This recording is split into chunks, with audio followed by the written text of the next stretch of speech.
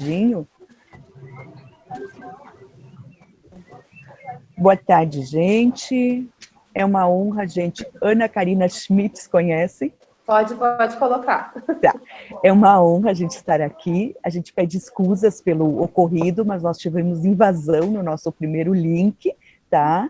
Então nós tivemos que retomar com outro, então agora a gente está tendo mais cuidado em realmente só aceitar quem a gente conhece. É uma honra a gente ter o José com a nossa Jéssica, né? Depois a Fran vai falar deles, e dizer que o nosso primeiro momento, o primeiro encontro, nosso café com escuta no turno da tarde, no novo horário, depois que nós tivemos 9 do café da manhã com saúde mental, durante a pandemia, que ocorreu durante 2 meses até a semana anterior. Ana Trem, posso liberar? Sim, já está sendo liberada. Então, nós vamos passar de imediato para a Fran, para dar boas-vindas, e em seguida, José, e para Jéssica Prudente. Então, boa tarde, gente. Vamos novamente. Eu acho que as coisas que aconteceram, né, com o nosso primeiro link falam da importância da gente se reunir e poder falar enquanto rede desse tempo, dessas coisas que nos acontecem enquanto sociedade, né? Então, eu sugiro que a gente faça com as pessoas que estão aqui agora, que a gente não aceite mais ninguém, peça desculpas depois e deixe disponível online para quem quiser assistir futuramente. Então, a nossa conversa, ela surge de um desejo, de uma provocação do Maurice, né, que a gente fizesse algo sobre o Setembro Amarelo, o coordenador de saúde mental, mas também de um desejo da gente falar sobre possibilidades de vida. E riscos, e como isso se dá, lidar com isso se dá no trabalho em saúde. Então, para conseguir fazer isso, a gente está contando com a ajuda do José, que é o coordenador do Serviço de Vigilância Epidemiológica do município, que é um trabalhador em saúde, que nos ajuda com seus dados a pensar historicamente como funciona a saúde coletiva no município, e também para poder planejar o que é interessante para a gente, né, enquanto território, enquanto comunidade. E também com a Jéssica Prudente, que é psicóloga, professora, doutora, e uma pessoa extremamente carismática, que vai participar dessa conversa conosco hoje, então, sobre redes, riscos e vida, em especial. Então, eu já vou passar a palavra para o José, para a gente poder dar sequência, tá bem? Perfeito. Bom, pessoal, boa tarde. Novamente, obrigado pelo convite. E hoje, então, eu preparei algumas informações a respeito dos dados de suicídio que nós temos aqui no nosso município.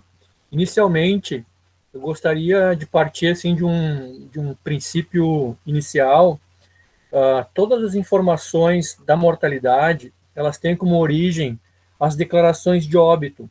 Para cada falecimento que ocorre, o médico preenche esse formulário e na parte de baixo aqui do formulário, ele vai descrever quais são as patologias e doenças ou problemas que a pessoa teve que causaram a sua morte. Neste exemplo que eu estou trazendo aqui, eu coloquei aqui asfixia mecânica por enforcamento, já justamente para começarmos a ilustrar o tema que vem a seguir. A partir deste documento, nós digitamos as informações num sistema chamado Sistema de Informação sobre Mortalidade. No caso aqui, olha, X708 é o código do CID que se refere ao enforcamento. Dentro do CID, que é o Manual de Classificação Internacional de Doenças, nós temos 21 capítulos com 12 mil e tantos códigos de CID. E nós vamos escolher o código referente àquele problema e vamos digitar isso nesse sistema. Dentro do CID, então, nós temos esses 21 capítulos, e os suicídios, eles estão dentro do capítulo 20, junto com esse grupo ou subgrupo de problemas, como, por exemplo, acidentes de transporte, quedas, afogamento, suicídios, homicídios e assim por diante. Em outras palavras, o capítulo 20, ele se refere a todas as causas de mortes relativas a acidentes e violências. certo? Então, o suicídio é um dos problemas, uma das causas que está dentro de um outro grande grupo. Aqui nós temos, então, uma distribuição ao longo dos anos do número de suicídios por sexo que ocorreram em Bento Gonçalves desde o ano de 1979 até 2019, são 41 anos de dados. Se a gente for olhar o gráfico do modo como está apresentado aqui, o que a gente vai enxergar é um monte de coluninhas subindo e descendo. Para os municípios, estas variações que acontecem de um ano para outro são sempre muito comuns, muito frequentes.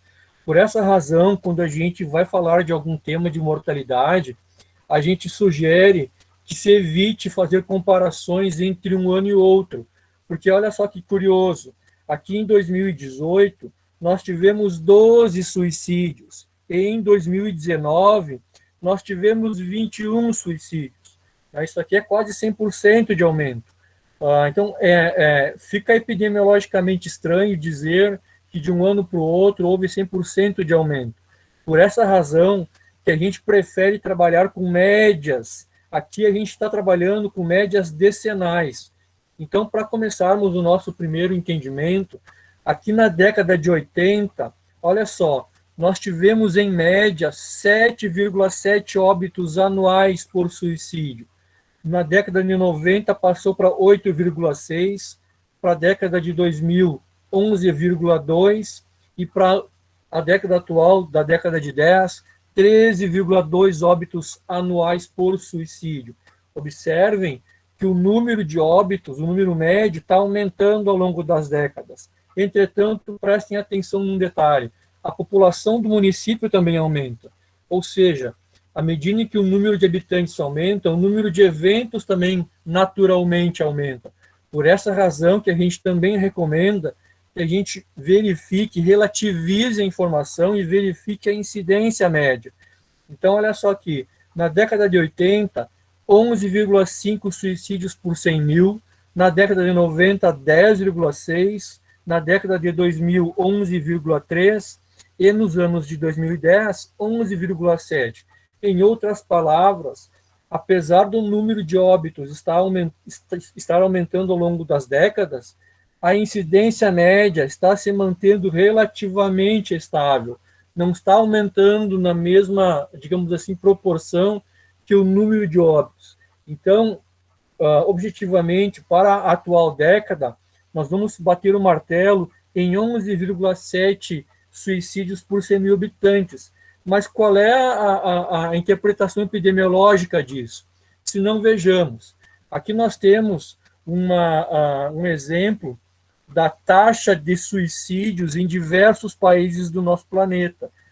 Aqui em cima nós temos a Rússia com 30,1 suicídios por 100 mil habitantes, seguidos pelo Japão, 24 suicídios por 100 mil.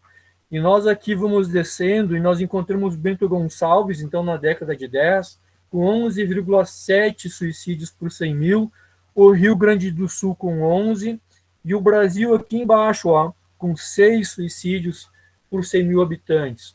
O que é bom? É bom esse indicador? É ruim?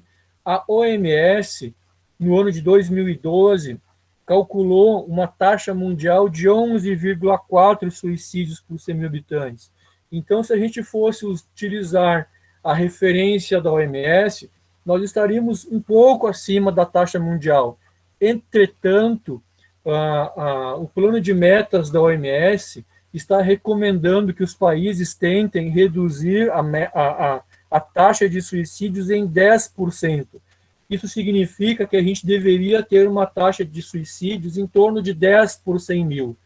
O Brasil já tem essa taxa, aliás, bem menos do que 10 por 100 mil. Só que não dá muito para usar esta informação com tanta certeza, porque a gente sabe que existem subnotificações de suicídio na questão da mortalidade. Então é possível que este valor esteja subvalorizado, subestimado.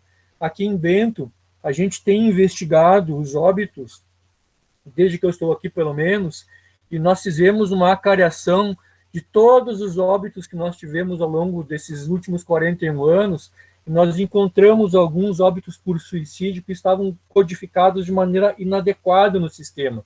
E para esta apresentação, então, a gente fez essa revisão e acrescentou, agregou estes óbitos lá da década de 80 que estavam mal codificados e reajustamos a informação e qualificamos o dado e chegamos, então, no patamar que a gente está apresentando agora. Então, se nós quiséssemos, em termos de município, melhorar o nosso indicador, nós precisaríamos ainda avançar na questão da prevenção para tentar reduzir esse indicador para um valor em torno de 10 por 100 mil habitantes, de acordo com a recomendação da Organização Mundial da Saúde. Aqui eu fiz um ranqueamento do suicídio em termos de em que lugar das causas de morte ele se encontra. Então, na década de 90, o suicídio ocupava o 9º lugar como principal causa de morte dentro da cidade. Para a década de 2000, passou para o 12º lugar. E para a década de 2010, ele passou para o 13º lugar. Durante 10 vezes, o suicídio ficou entre as 10 primeiras causas de morte da população. Como a nossa população ela tem uma característica de ser predominantemente, né, a questão da mortalidade, especialmente, da terceira idade, a terceira idade, em geral, acaba morrendo por patologias crônicas. E o suicídio não é uma patologia crônica, ele é um acidente, ele é uma violência. De tal sorte que, de modo geral, as violências elas acabam ficando em posições lá entre a 10ª, 11ª, 13ª causa de morte geral dentro do ranking do município. Em termos de faixa etária, eu costumo falar uma coisa que eu acho que é bem relevante. A parte da estatística, ela pode ser enganosa. Vou dar um exemplo prático. Se eu digo que eu como 1 quilo de carne e você não come nenhum, se dividirmos isso por 2, dá 50, ou melhor dizendo, dá meio quilo per capita. Ou seja, nós temos pessoas que nunca comem carne, mas na estatística é como se elas comessem, porque a gente está dizendo que a população, né, come meio quilo de carne. Em relação a relativizarmos dados, eu gostaria de chamar a atenção aqui para a faixa etária. Nós temos entre 20 e 39 anos 160 suicídios. É a faixa etária onde a gente encontra o maior número de casos de suicídio. Nesse gráfico aqui em cima, entretanto, a gente vai fazer a incidência por 100 mil habitantes.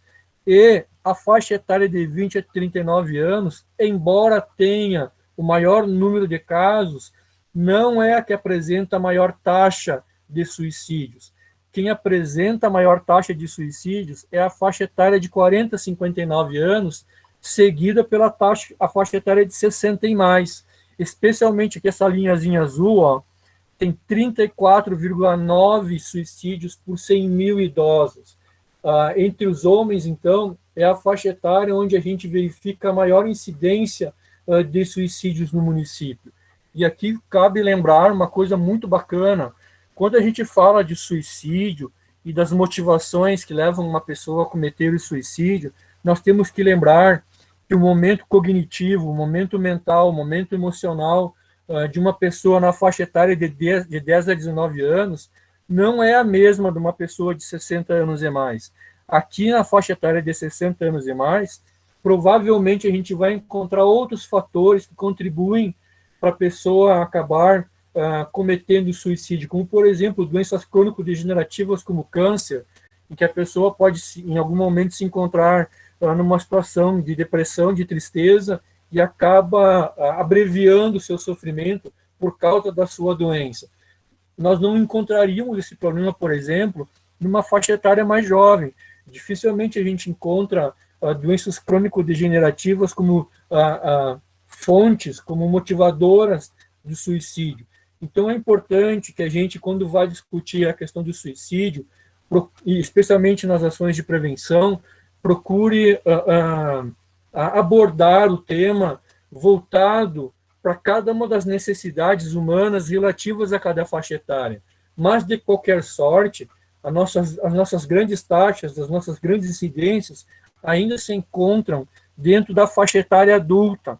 E aqui, outro dia, conversando com a Franci, a gente falou, né, uma boa parte dos idosos talvez não acesse como rotina serviços de saúde mental para tratar problemas emocionais, como, por exemplo, uma depressão, né? E a gente sabe que a terceira idade, ela é representada por um momento da vida que é cheio de perdas, a questão do trabalho, a questão financeira, a questão de ser dependente fisicamente dos nossos familiares. Então, existe um conjunto de fatores que são pertinentes à terceira idade, que a gente poderia dizer que são contribuidores ou contribuintes para facilitar ou agravar o pensamento suicida neste momento das nossas vidas.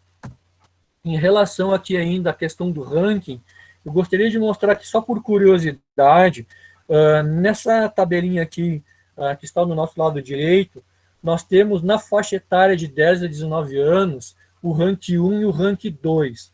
O rank 1 ele se refere a todas as causas de morte e o rank 2 somente ao grupo das causas de acidentes e violências.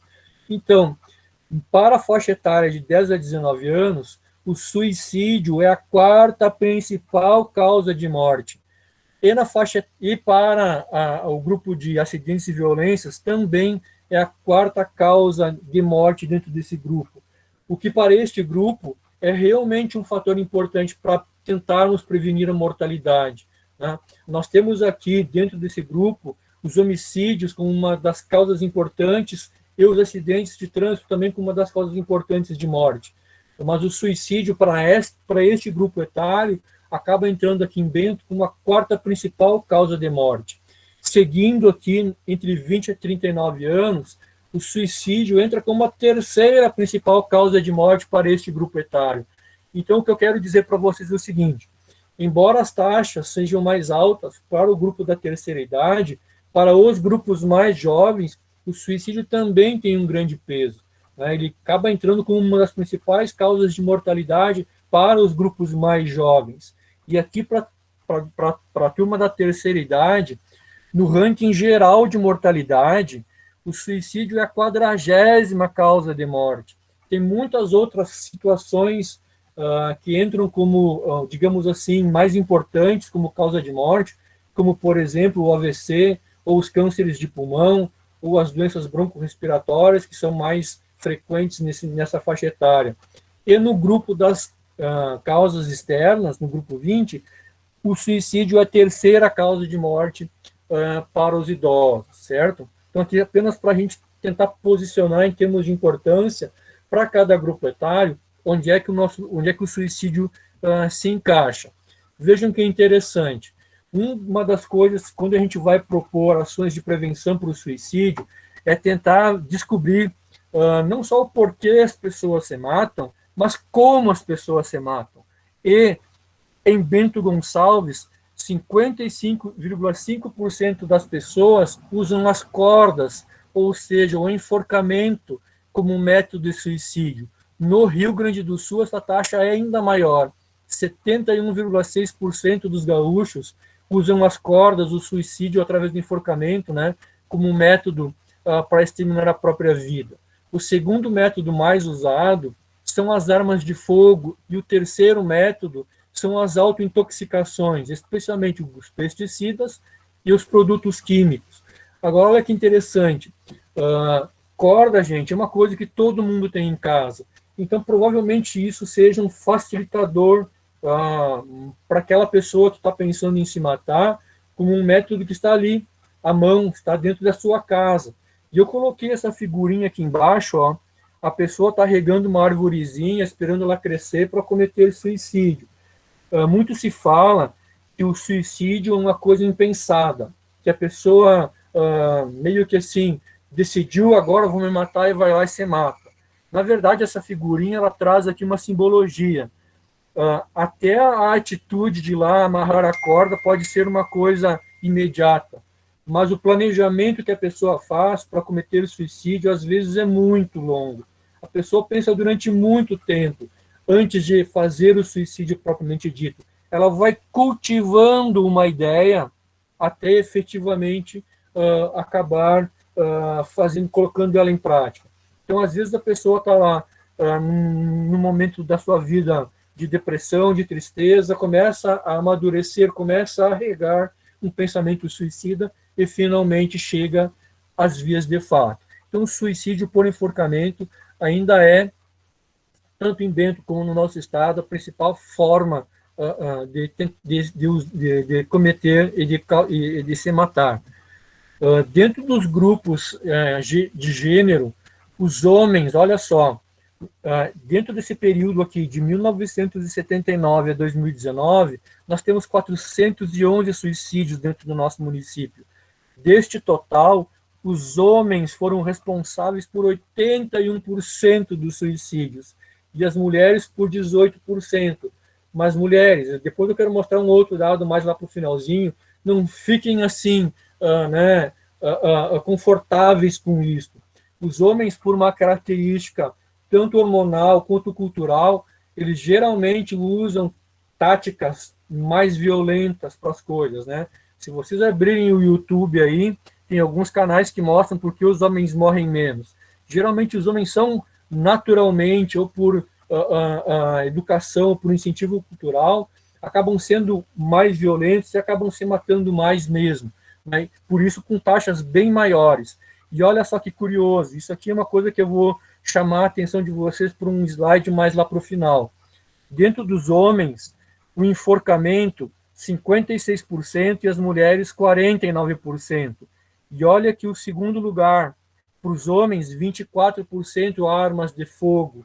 Então, são dois métodos violentos que os homens utilizam para cometer o suicídio. E as mulheres, olha aqui, ó, depois do enforcamento, 35% das mulheres usam a autointoxicação como um método suicida. Isso aqui tem uma explicação que daqui a pouco a gente vai aprofundar um pouquinho mais, certo? Vamos adiante.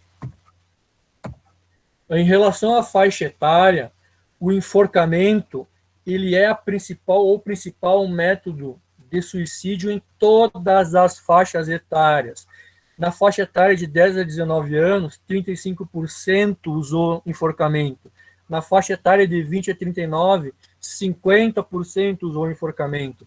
Na faixa etária de 40 a 59, 62% das pessoas dessa turma se matou através de enforcamento.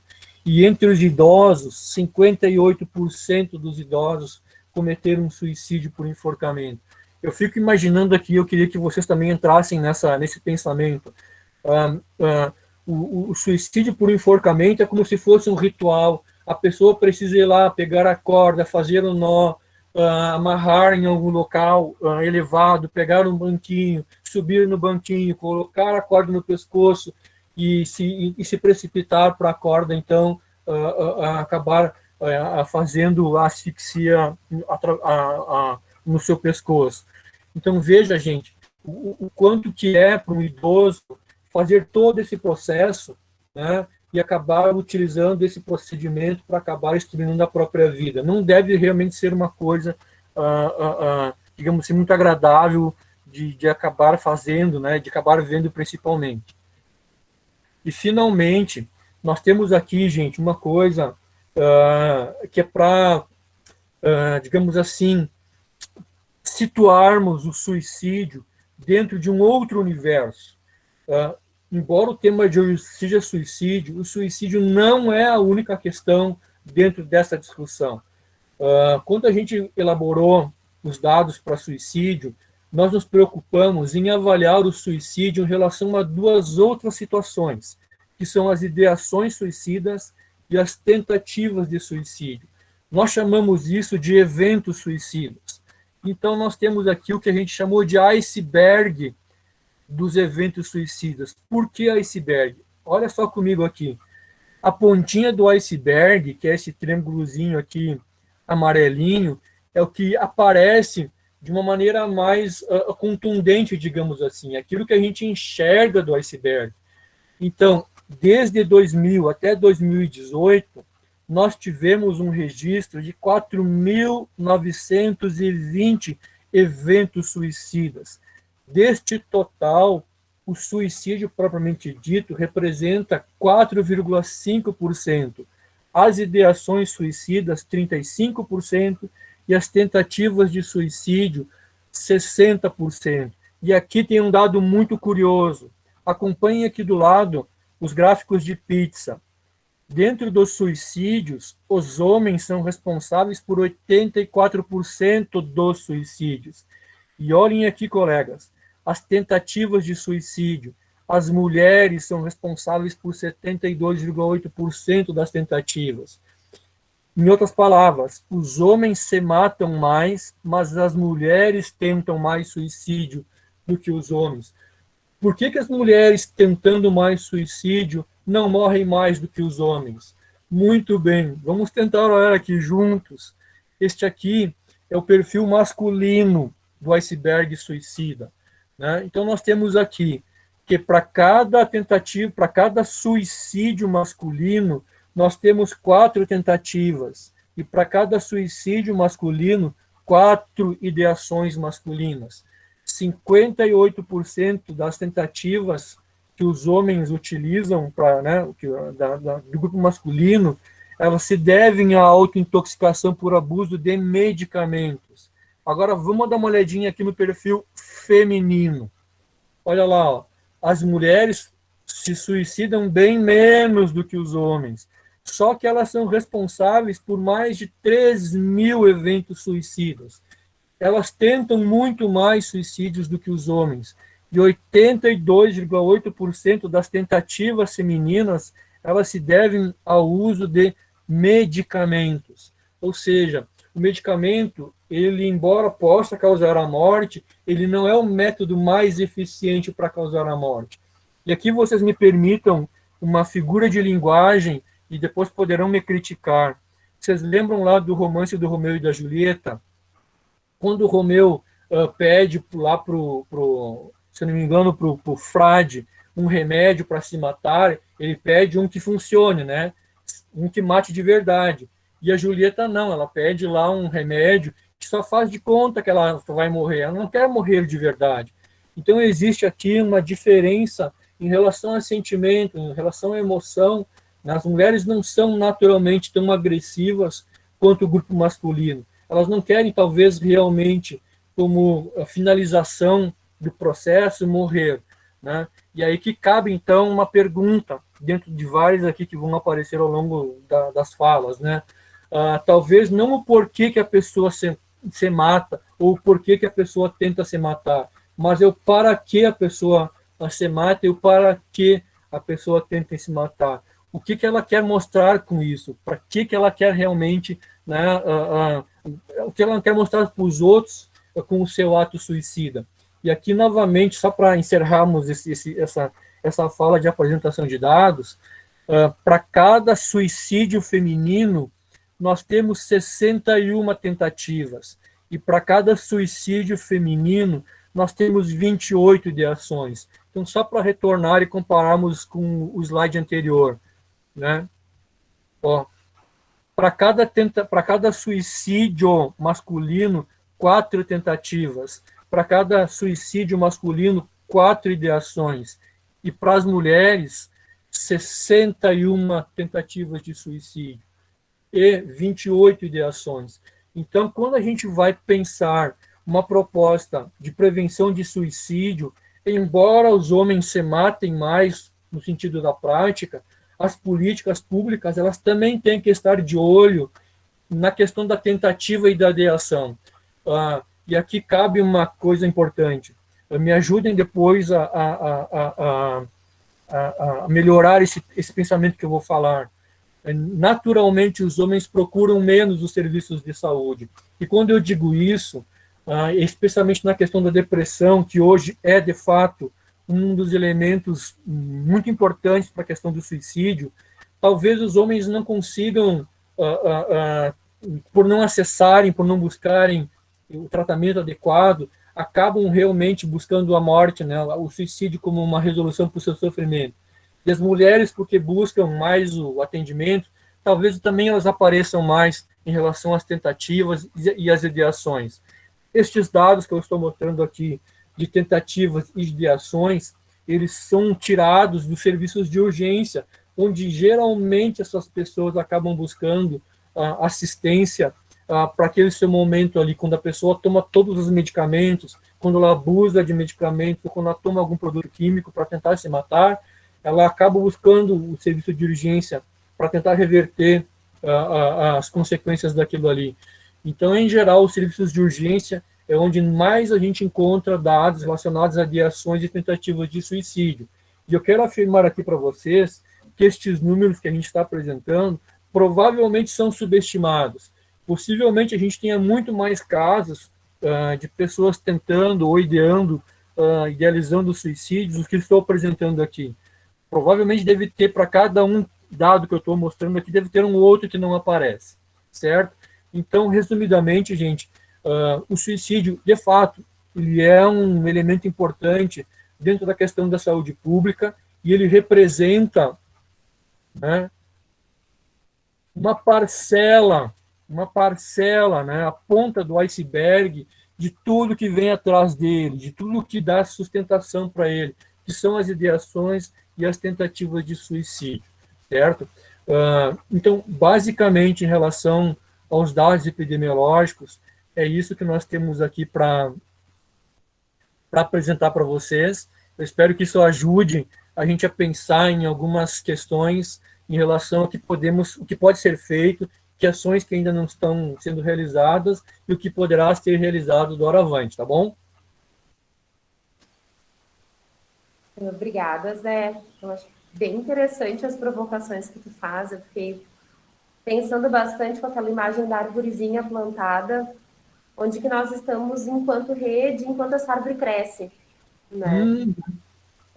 Porque, bom, se tem todo esse tempo, onde está a escuta possível que a gente pode estar realizando antes que o ovinho quebre, né? Então, as imagens que tu traz foram bem interessantes para a gente se pensando. Como o nosso tempo está esgoelado, eu já vou passar para a Jéssica, para ela dar sequência, então, a isso. Tá bem.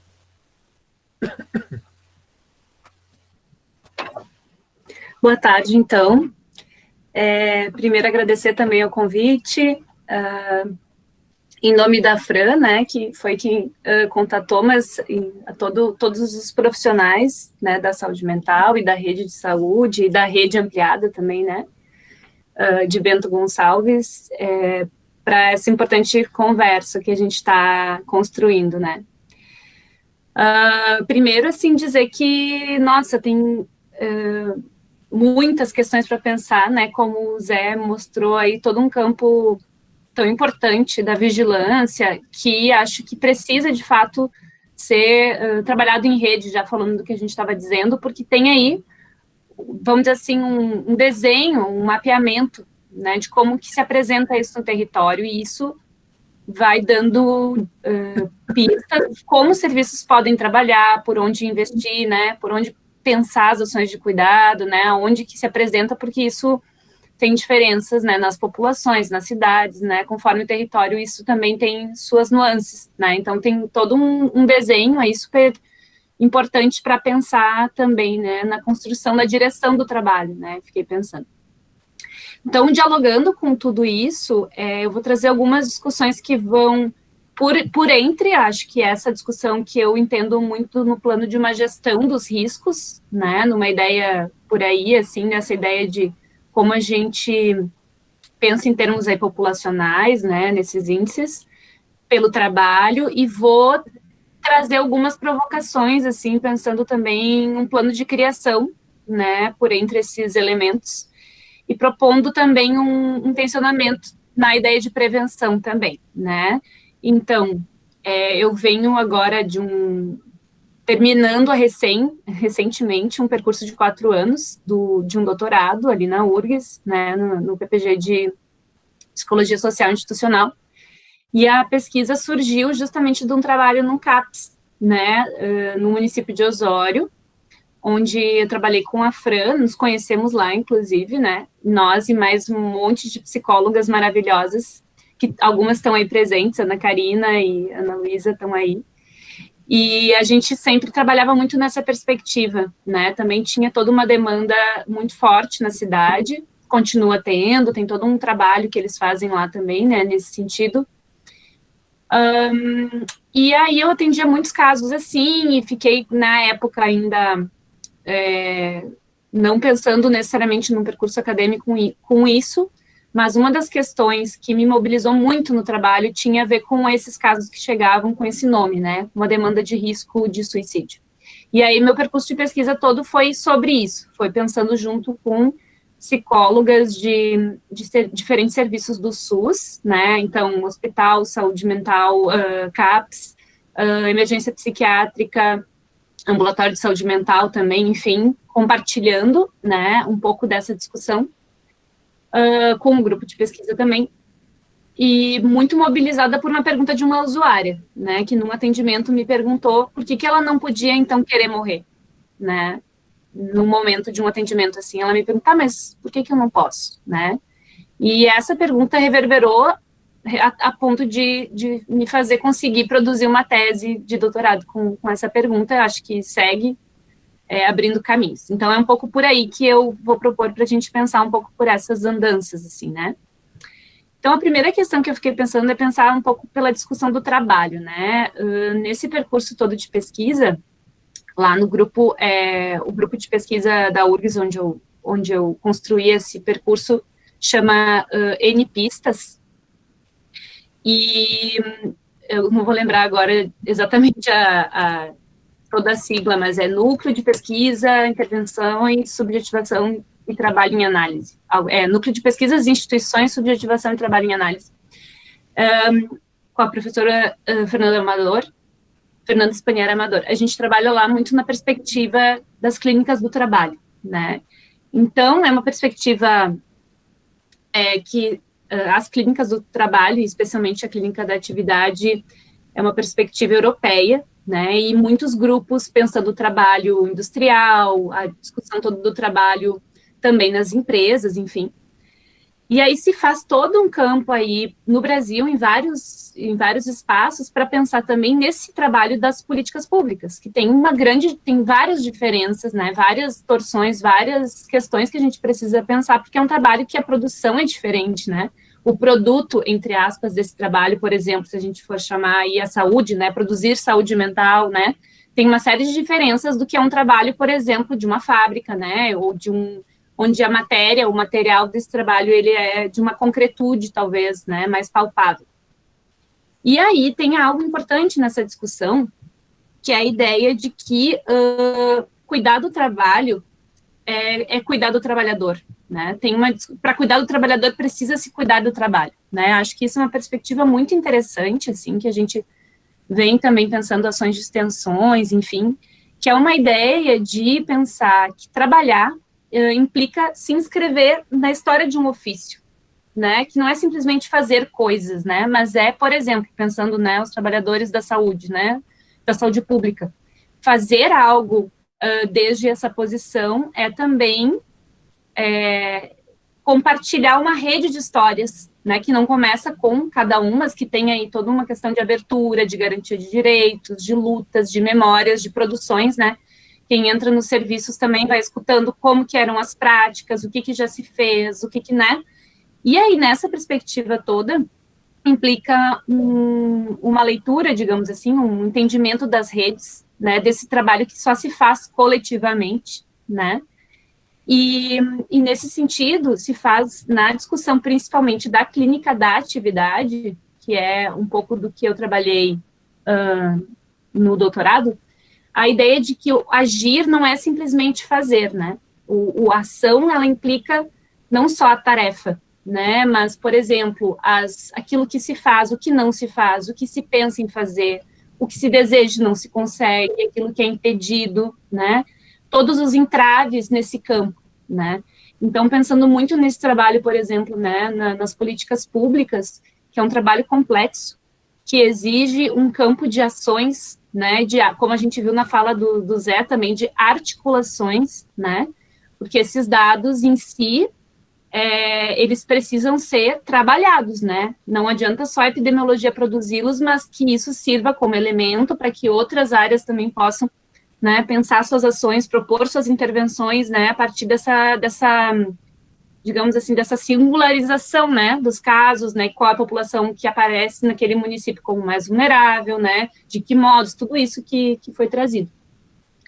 Mas, nesse sentido, a gente entende também, então, o trabalho como um campo de muita criação, né, de produção, de invenção, de modos de fazer, né, então, tem algo aí que implica também ter essa sensibilidade com o trabalhador, né, que é algo que a gente conversava, eu e a Fran, ainda mais nesses tempos de pandemia, né, o quanto que os trabalhadores também precisam, de algum modo, dessa escuta, né, desse cuidado compartilhado, também precisam pensar e produzir a suas saúde mental, assim, né, no sentido de um compartilhamento, né, e aí, tomando o trabalho nessa dimensão, ele não se faz sozinho, né, se faz sempre com essa aposta num coletivo, com uma ideia de compartilhar o problema, né, e eu acho que é um pouco do que talvez vocês estão, nessa proposição, tem aí uma aposta nisso, né,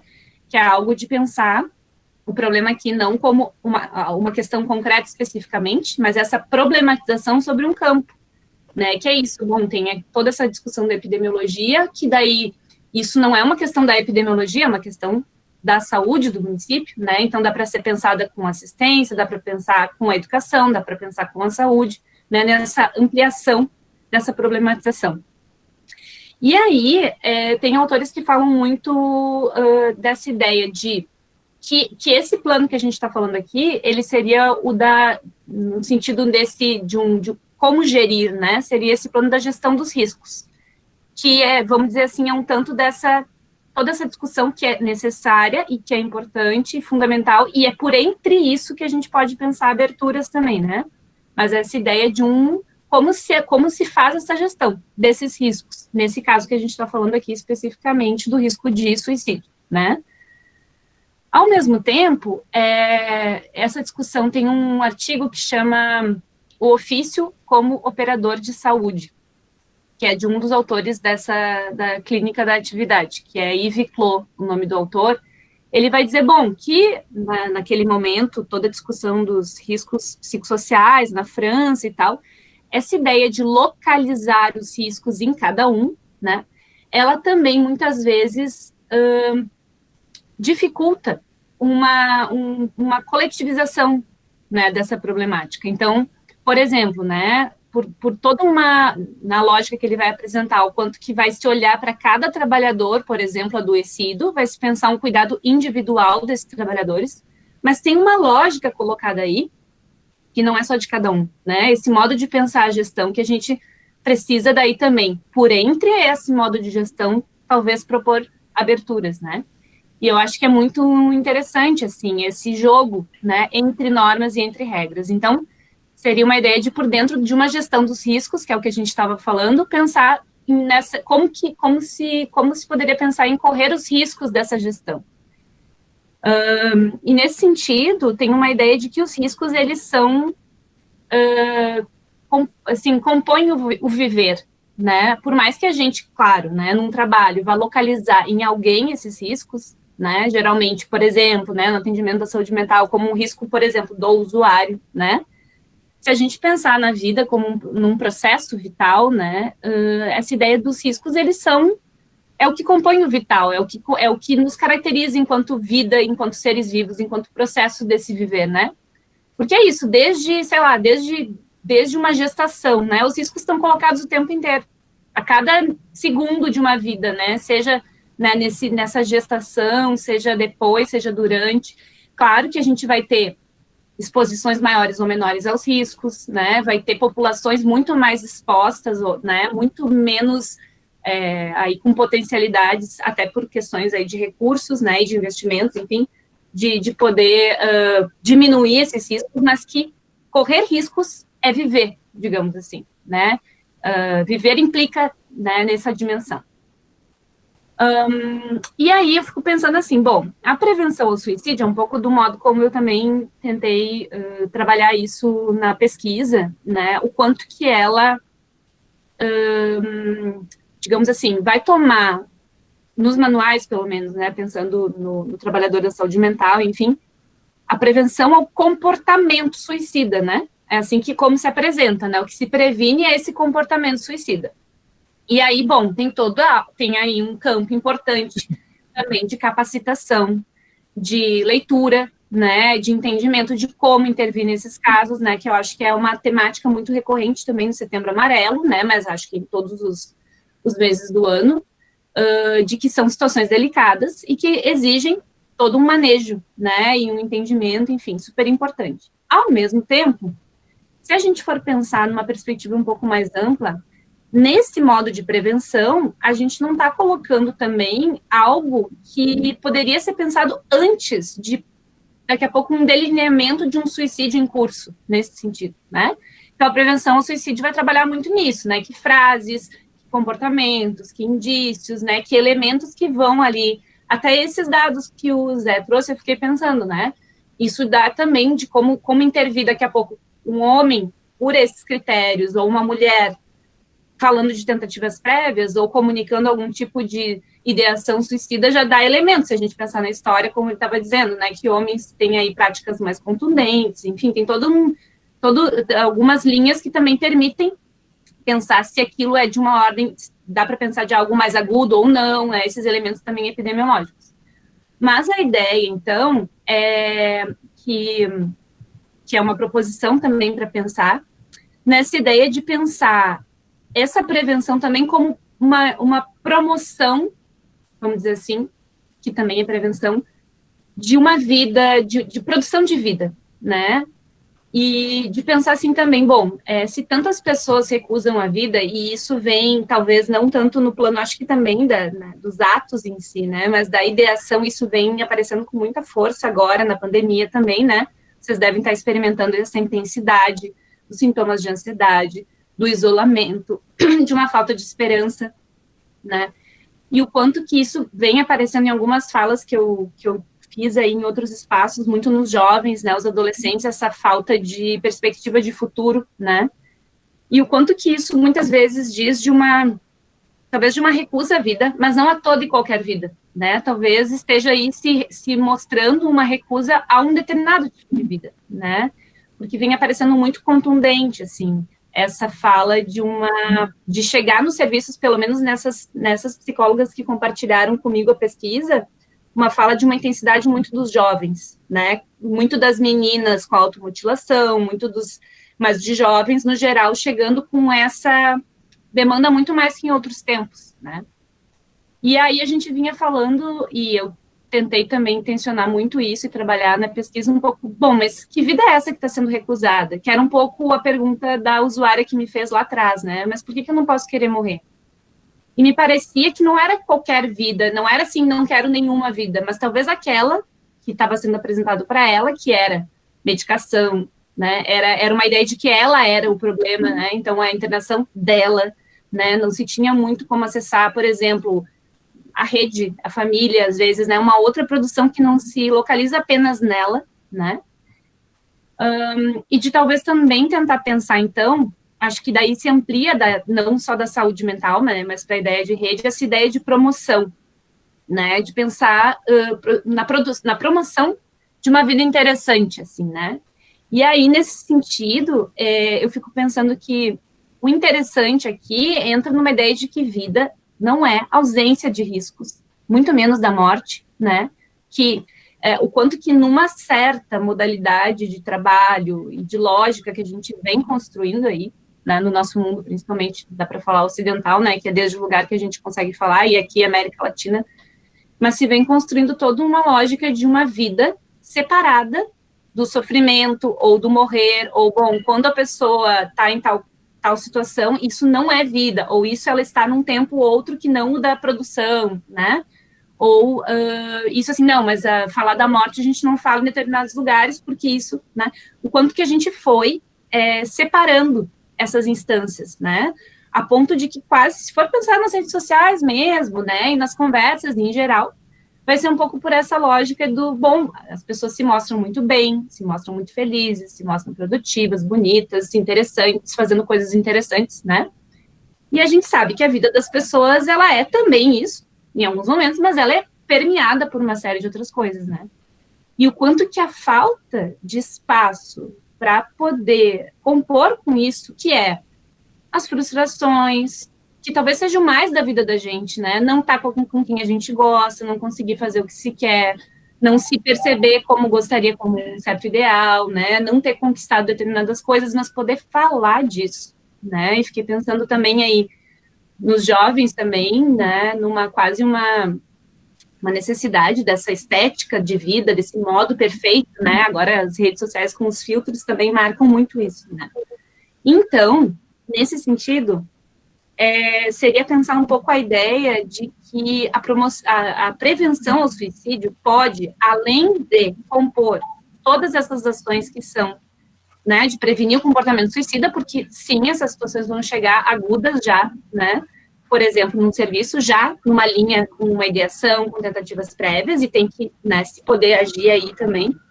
Mas uma ideia de pensar numa promoção mais ampla de espaços, e aí eu fico pensando nas políticas de um jeito mais amplo, né, de elaboração, de espaços de escuta, como vocês estão abrindo, espaços de conversa, esses espaços mais, digamos assim, mais, de fato, mais abertos à composição, né, não tão estereotipados, né, não fechados para que tudo aconteça certo, talvez um pouco do que a gente viveu diga disso, né, é isso, né, abre uma live, entraram pessoas, e o que a gente faz com isso, com discursos racistas e tal, e aí, bom, não dá para negar que isso estava ali, né, e a gente faz o que com isso, né, um pouco assim, não tentar fingir que não aconteceu, então vamos compor e vamos tentar pensar outras estratégias, né. Então, eu fiquei pensando, assim, que talvez possa passar, não só pela fala, assim, o que eu quero dizer de tudo, assim, mas é o quanto que muitas vezes a promoção, a prevenção ao suicídio vai vir muito colada com a ideia de vida ou morte, desse antagonismo, vida ou morte, né? E que se a gente pensar nessa ideia dos riscos, de que viver implica riscos desde sempre, né? Que é isso, desde uma mãe com um bebê na barriga, enfim, os riscos estão colocados ali sempre, né, em todos os sentidos.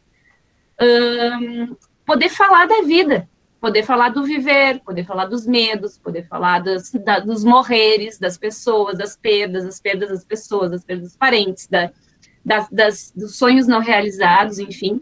Não só, obviamente, porque a gente tem no meio disso tantas coisas legais, né, mas tentar abrir esses espaços de encontros, assim, né, genuínos, de uma escuta, né, aberta. Isso pode ser pensado em escolas, pode ser pensado na assistência, acho que é muito da perspectiva das políticas públicas, né, mas talvez potencializar essa ideia, né, desses espaços, né, para pensar um tanto de uma prevenção que ela não só se localiza também onde precisa, no sentido de colocações ali de um sofrimento agudo, né, mas de ampliar nessa ideia de talvez compor o risco com a vida, né? Que essa vida permeada de riscos, dos medos todos, né?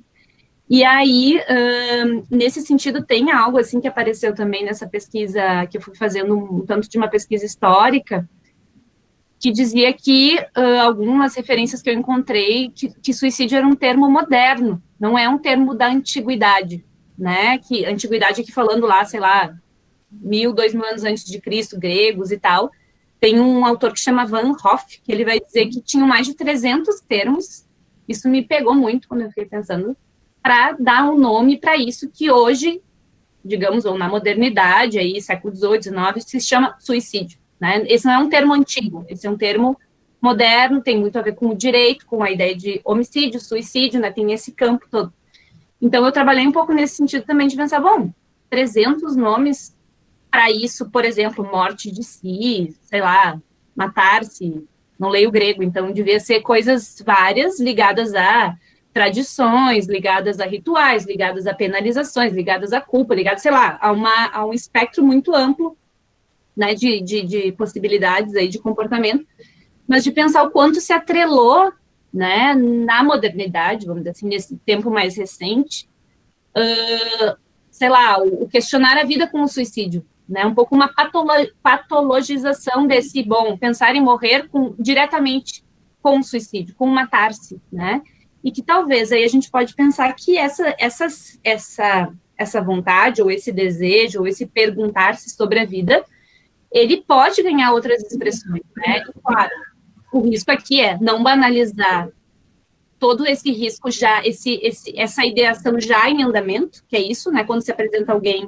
com todo um desenho já, né, de algo, de um adoecimento, que a gente pode dizer, que eu acho que é o que, muito da marca do que o Zé trouxe, né, desses casos todos, mas também de pensar que daqui a pouco, às vezes, escutando, por exemplo, isso, né, conversando com quem atende adolescentes e nessas outras conversas que eu pude fazer, que daqui a pouco, assim, esse questionar por que se vive, o que se faz com a vida, essa pergunta, ela é uma pergunta importante, né, uma pergunta ética, uma pergunta estética, do que a gente está fazendo da vida da gente, né, enquanto sociedade, e talvez abrir espaços para que isso reverbere, né, e possa inventar outras coisas, e não, por exemplo, que acontece às vezes, em setembro, sei lá, uma família, um adolescente fala alguma coisa sobre isso, nossa, eu fiquei pensando como é que seria se eu morresse. Daqui a pouco, já é uma, né, os pais já começam, e ali tu já está produzindo, já está dando uma interpretação, né, de que pode ser, mas às vezes não, né, às vezes é uma pergunta filosófica, ética, existencial, do que se faz com a vida, né. Então, acho que tem aí caminhos para a gente pensar, e pensando que isso implica, então, um trabalho, com certeza, coletivo, um trabalho em rede, né, um trabalho compartilhado por entre, acho, esses dados, esses protocolos tão ricos, né, e que tem, às vezes, uma invisibilidade, eu acho, né, porque eles são também pistas do que fazer com eles, né, eu acho, onde fortalecer o trabalho, em que, digamos, em que estratos ali populacionais, né, dá para se pensar em intervenções em termos de política, né, de fortalecer ações, né, enfim, mas um pouco essa ideia, assim, de pensar em ampliar a ideia de prevenção ao suicídio, mas pensando muito promoção da vida, né, e eu acho que aí essa vida que não é essa vida totalitária, né, uma vida completa de riscos, né, e poder falar deles, e poder pensar neles, né, para que é um pouco isso que a Fran tinha perguntado, né, o que se faz enquanto essa arvorezinha está crescendo, né, talvez se existam outros espaços de elaboração desse sofrimento que faz parte da vida, que quer crescer, envelhecer,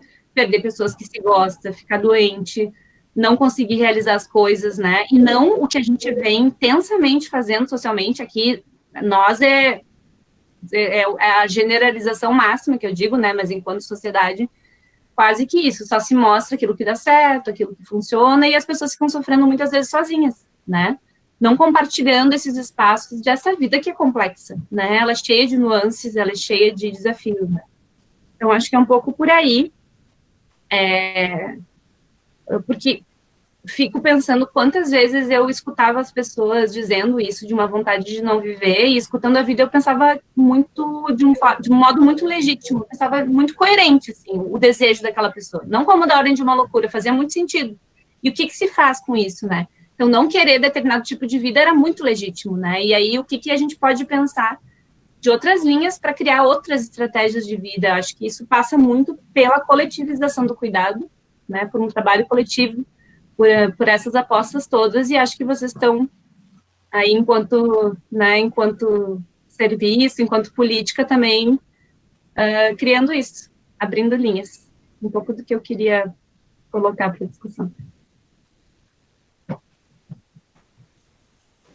Obrigada, Jéssica. Bastante interessante a composição que foi ouvir vocês dois, né? E fiquei pensando, enquanto a Jéssica falava, o quanto, até assim, na saúde, no imperativo à vida, né, do Cruor Curandes, e essa questão mais da saúde enquanto algo biomédico, a gente é ótimo em garantir a sobrevida, e a gente investe em garantir a sobrevida. Então, a gente rapidamente tem linhas e diretrizes para acontecer, como tu disse, bom, um adolescente fala, quero morrer, e como seria se eu morresse? Então, a gente rapidamente vai levar até a UPA, e lá vai ter uma intervenção, e a gente vai pensar numa medicação, e não pense, por favor, nunca nisso, né? Não é possível pensar em como seria. E, ao mesmo tempo, a gente se preocupa tanto com isso, e aí a gente falava há uns dias atrás sobre o luto e o tabu que é poder pensar no final da vida e na morte, né? Acho que isso compõe bastante. E quanto a gente acaba não focando necessariamente em promover possibilidades de vida, né, que sejam mais potentes, mais cheias de sabor, talvez, e a gente fica com isso.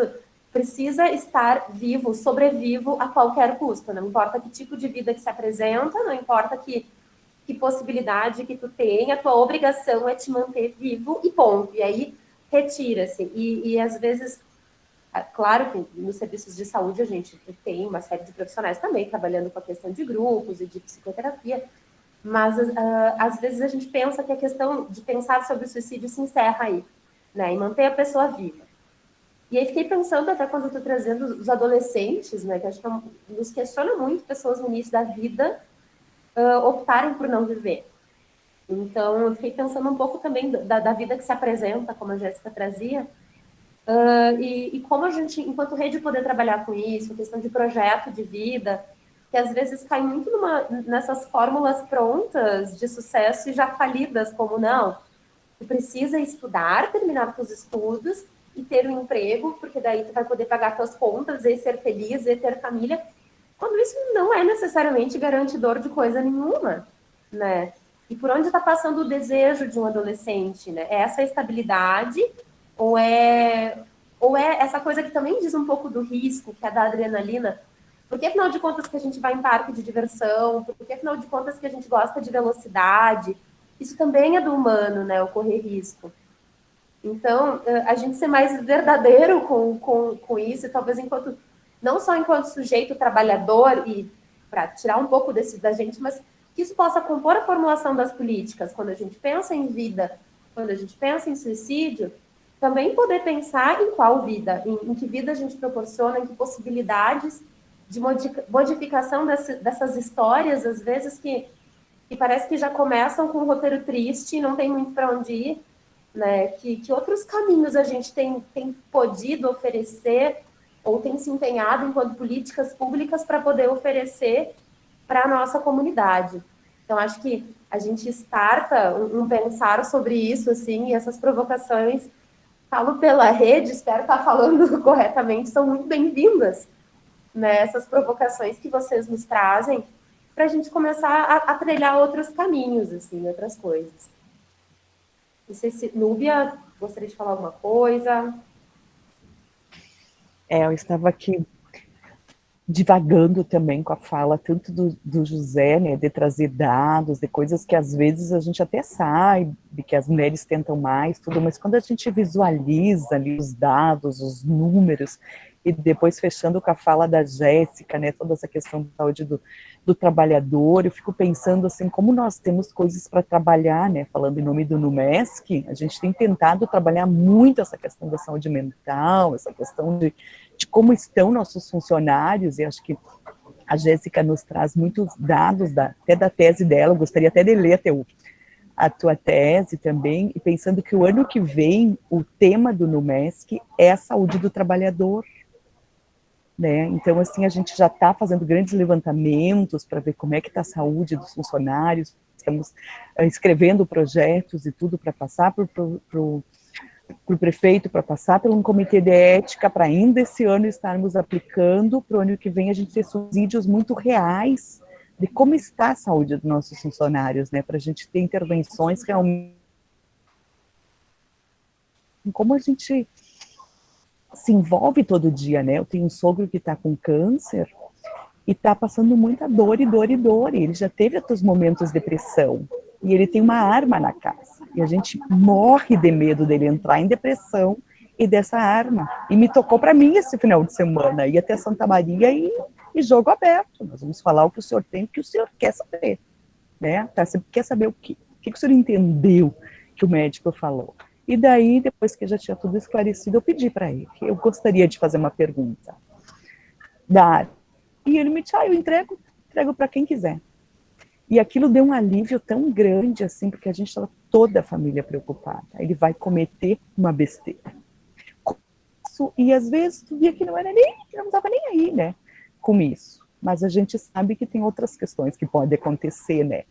Mas como isso nos preocupa também, do deixar de viver, né, aquela coisa. Mas é a questão que vocês falavam, que às vezes a gente não para ver, né, que qualidade, como é que está essa vida, né, o que deixar as pessoas, né, os adolescentes também, assim, tenho 2 adolescentes, assim, a gente se preocupa quando vê, né, algumas coisas tão na deles, o que se passa na cabecinha fechada desses adolescentes nesse período todo de meses dentro de casa.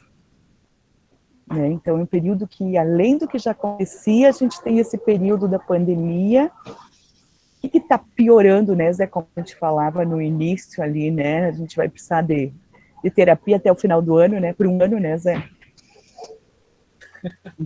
Basicamente.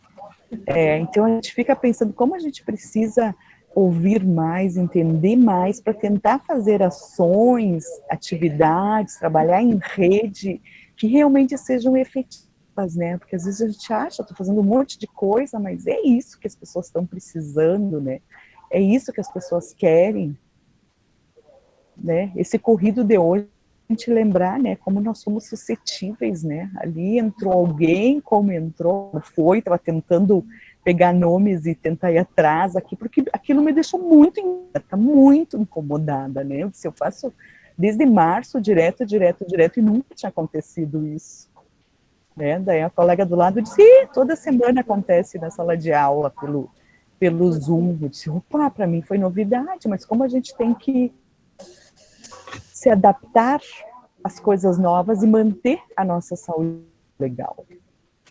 E que interessante também, né, a gente ter podido, e acho que isso é um experimento quase de uma possibilidade de trabalhar em rede que nós temos sim, né, às vezes a gente localiza a necessidade de dar conta de uma situação, seja de uma crise, alguma coisa quando acontece no serviço de saúde, daquele profissional que está à frente do paciente, que é referência. Quando, se fosse uma pessoa só, talvez a gente não tivesse conseguido continuar essa conversa. Porque muito rapidamente nós fomos pensando, olha, não dá mais, vamos tentar fazer assim, então vamos lá, vamos fazer tal coisa, vamos fazer tal coisa, e por mais que tenha sido muito tenso, bom poder falar disso abertamente, foi muito tenso, foi bem difícil. A gente pôde retomar, propor uma outra possibilidade e dar sequência às coisas todas, né? Então, isso não foi uma pessoa sozinha pensando, foi uma que disse, não, vamos fazer assim, mas quem sabe lá.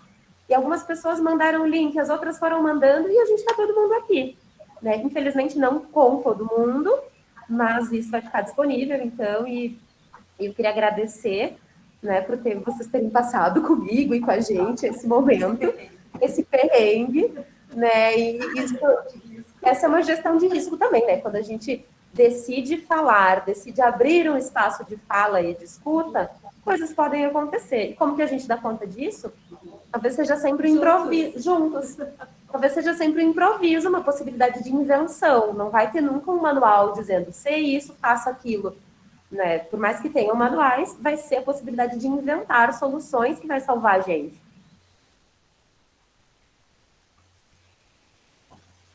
Acho que bem por aí mesmo, Fran, só para finalizar, assim, também agradecendo, e acho que é um pouco da ideia de pensar no trabalho como criação, né?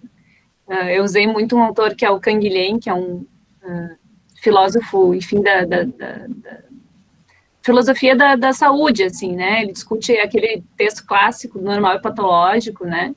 Mas ele vai dizer que tudo são criações de normas, né? Mesmo a doença também tem normas sendo criadas, inferiores, que ele vai chamar, que são as que restringem, digamos, mais as nossas possibilidades, mas ainda assim são normas, né? Sejam mais amplas ou menos, mas são sempre normas. E aí a vida é essa criação, né? Como que a gente vai assim, se conduzindo, criando por entre todas essas normas também, né? E acho que é um pouco essa possibilidade de reinvenção, de readaptação, né, de desvios e de composição, porque é um pouco isso, tomar o que acontece e com aquilo fazer algo, né, que é um tanto do que a gente fez, né, e nesse sentido sempre da ordem do coletivo. Acho que essa tua amarração aí, né, a proposição final tem muito a ver com isso, assim, né, como que a gente faz as coisas compondo com, e por isso acho que os riscos, né, a morte, por exemplo, ou morrer, é junto com, né, isso nos faz humanos, né, então o que a gente faz com essa condição, né, e sufocar isso, ou sempre silenciar também é complicado, né? Então, em alguns momentos talvez seja importante, mas que a gente possa abrir espaços, eu acho, né? Para que isso seja falado de outros modos também.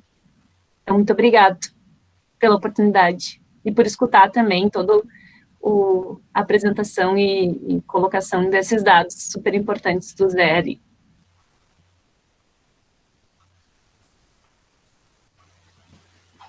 Quer fechar, José? Eu? É isso? Cara, eu acho que a gente tem que, tanto na área de vigilância como na área da assistência, este assunto que está, como eu falei aí, né, a minha figura de linguagem é a ponta do iceberg, e eu até digo assim, é o floco de neve da ponta do iceberg, né? A gente só enxerga porque ele é muito contundente, e geralmente é isso que traz.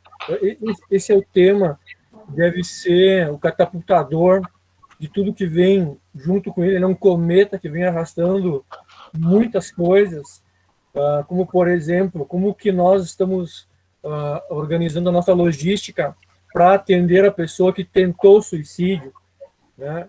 Para a pessoa que idealizou o suicídio, para o familiar desta pessoa, e algumas circunstâncias, e até assim, agregando a fala de vocês, Você tem o teu... né, quanto que nós, saúde, conseguimos ajudar na parte que nos cabe, e quanto que as outras áreas da assistência, como, por exemplo, uma pessoa em dificuldades financeiras, uma pessoa que tem um problema de relacionamento com o filho, ou com o marido que é vítima de violência doméstica, ou que sofre assédio moral, bullying no trabalho, né? Que muitas vezes a gente até consegue dar o remedinho para a pessoa sair da depressão, mas o problema continua lá, né?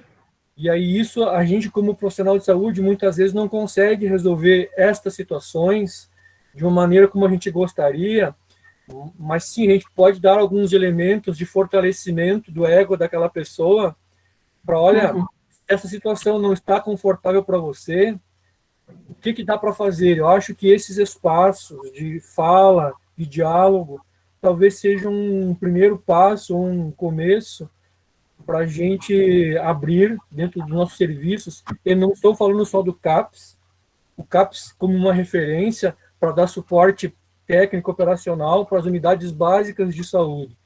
E eu posso falar aqui, talvez, com honrosas exceções, qual unidade básica de saúde que pode falar com, né, certeza, aqui nós trabalhamos as questões de afetividade ou psicológicas, digamos assim, dos nossos pacientes.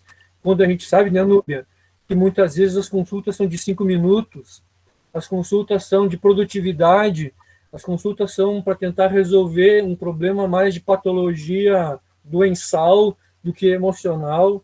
Então, a gente, muitas vezes, na rede pública de saúde, está relegando as questões afetivas, cognitivas, seja na adolescência, seja na terceira idade, a gente está terceirizando isso.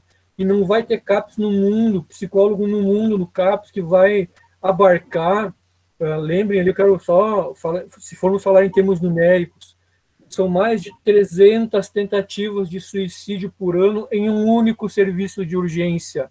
Então, pensa se o CAPS vai ter condições de atender 300 pessoas, né, uma por dia, basicamente, um pouco menos, mas enfim, né? Se a gente ainda for considerar que tem um hospital, Unimed, outros serviços que também atendem urgência, e que também recebem esse tipo de demanda, que muitas vezes está escapando da atenção básica. E, às vezes, a atenção básica referencia, né, para não dizer assim, se livra do problema e remete para o serviço de referência. Então, acho que eu digo, o suicídio é só a ponta do iceberg, né?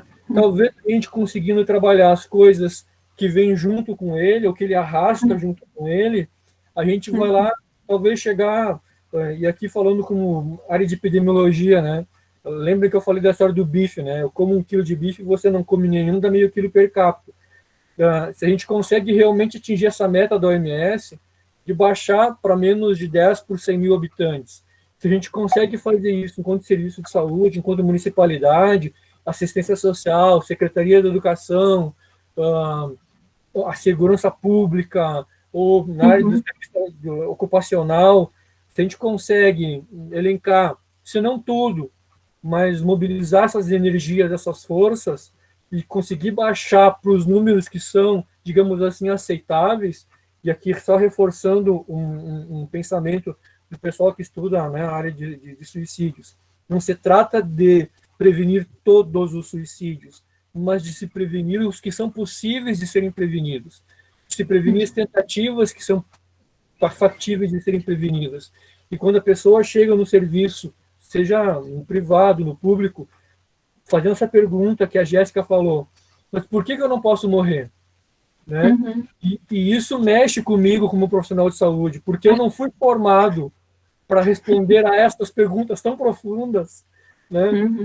Eu não fui formado, Núbia, para entender eutanásia, ortotanásia, e por que a pessoa deseja extinguir com a própria vida. A gente não é formado para esta, a gente é formado, abre aspas, para salvar vidas, e não para dar fim a elas.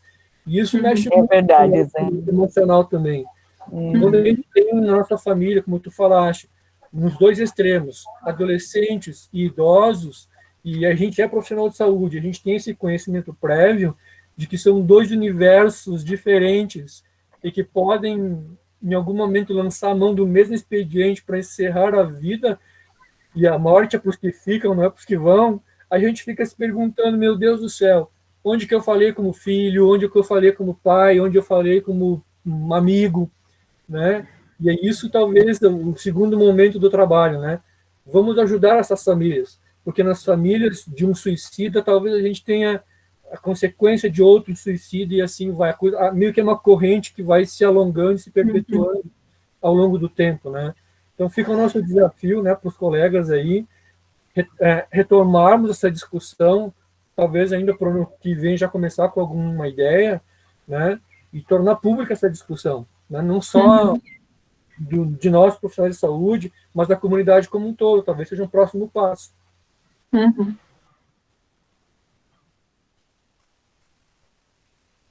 Gente, que tanto, né?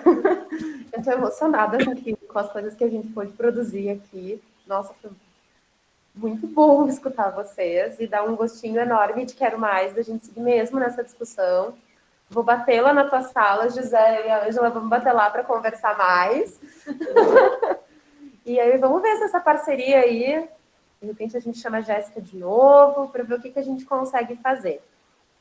Gente, acho que é bem importante lembrar os colegas, os pares de vocês que eventualmente não conseguiram entrar no link, não conseguiram acessar pelos problemas que a gente teve. Isso vai ficar disponível, então, no YouTube, né, Núbia? E aí, da gente tentar, eu não sei, da possibilidade de divulgar, assim como foi divulgado o que aconteceria, de divulgar esse link nas mídias da prefeitura também, né? Então, vamos ver se é possível ou não, mas, assim, em a gente recebendo, de disponibilizar nos grupos e de tornar, assim, da gente... Quanto mais gente conseguir participar disso que a gente participou agora, melhor, né? Isso, então possivelmente hoje de noite eu já consiga baixar, né, para o YouTube, e depois a gente espalha, divulga para vocês, passam para os contatos, para os grupos, eu passo para os primeiros grupos todos que eu tenho, e peço que vocês também divulguem, né, e já convidamos, né, José, Jéssica também, para estar presente, quem sabe a nossa estrangeira, tá, a gente fazer um evento internacional, né, para o nosso próximo encontro do Café com Escuta, que vai ser dia 28/10. Eu não vou dar o tema ainda, que nós estamos ainda costurando bem ele, né, mas o próximo, então, estão todos convidados, né, Fran? Para ser a nossa uma duplinha, né, mediando, que nem eu fazia com a Tati antes, e todos gravados, todos colocados, para mais pessoas poderem estar escutando, participando e sugerindo. A gente garante o café e o tema vai vir até lá.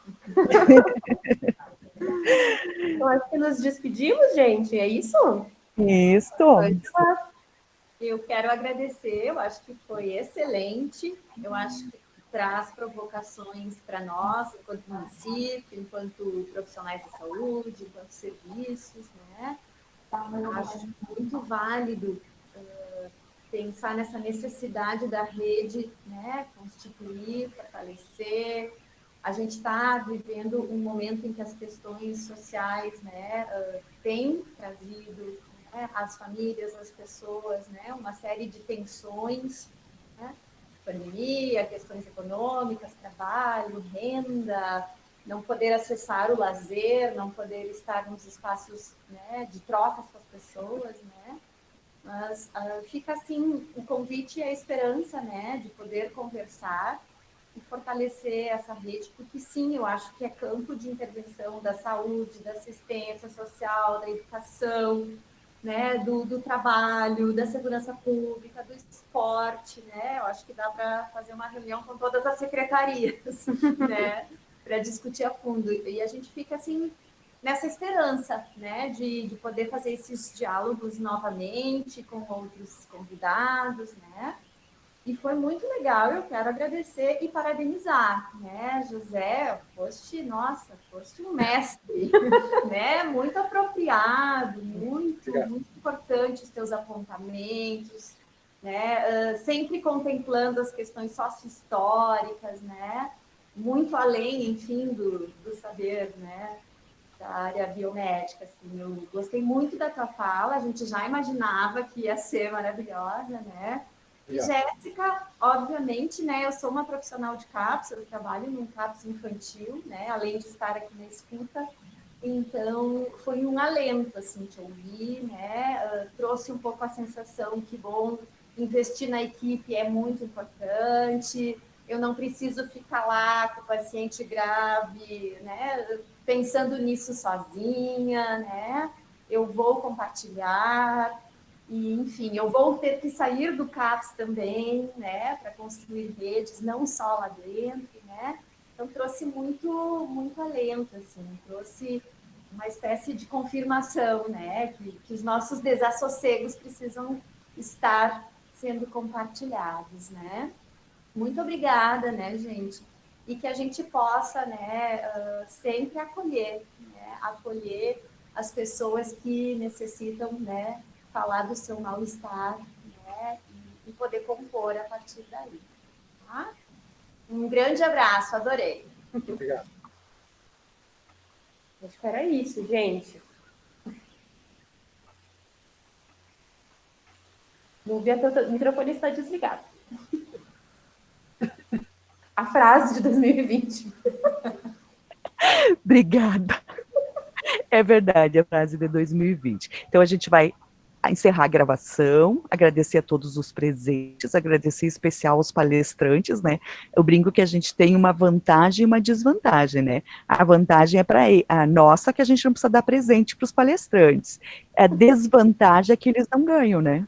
Mas o atestado estará em breve no site da prefeitura, ambos poderão pegar, né? A gente não pode nem entregar pessoalmente com um abraço, mas atestados de palestrantes também vai estar disponível possivelmente amanhã. E os demais participantes também podem entrar no site, na pasta ali da saúde, no site da prefeitura, onde fizeram a inscrição também, e já imprimir, deixar o seu certificado de participação do encontro de hoje. Lu Ferreira, muito bom estar te vendo também, nosso presidente do Conselho de Saúde, que é ali, fiel, participativo, né, dos nossos encontros, além do coral, né? Então, tá, eu desligo a gravação e a gente pode continuar mais um pouquinho.